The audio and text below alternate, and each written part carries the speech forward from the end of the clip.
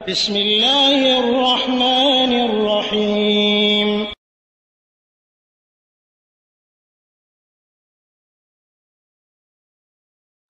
السلام عليكم ورحمة الله وبركاته.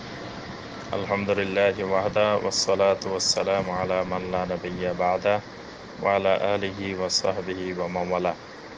একজন সম্মানিত ভাই জানতে চেয়েছেন যে মহিলাদের স্বর্ণ ব্যবহার বৈধ কিনা, বিশেষ করে গলার হার, হাতের বালা।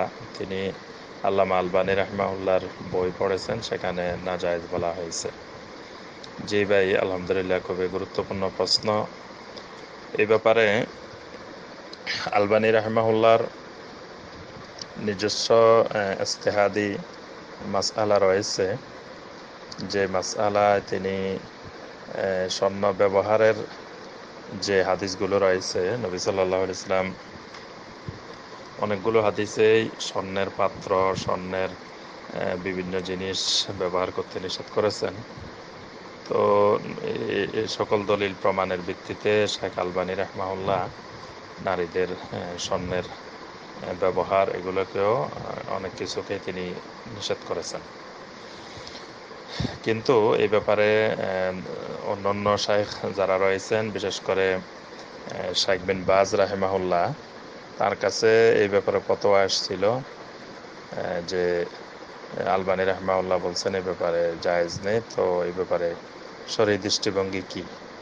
শাইখ বিন বাজ রাহিমাহুল্লাহ তিনি বলছেন যে অলংকার ব্যবহার এটা নারীদের একটি সিফাত।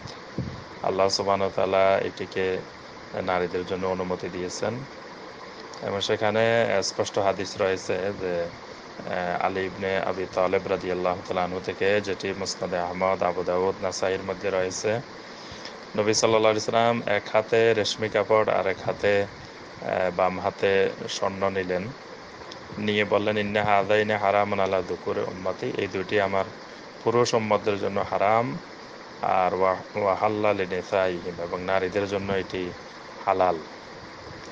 এরকম অনেকগুলো হাদিস রয়েছে যেখানে নবী সাল্লাল্লাহু আলাইহি ওয়াসাল্লাম একসাথে বলছেন যে স্বর্ণ এবং রেশমি কাপড় পুরুষের জন্য হারাম, আমার উম্মতের নারীদের জন্য এটিকে হালাল করা হয়েছে।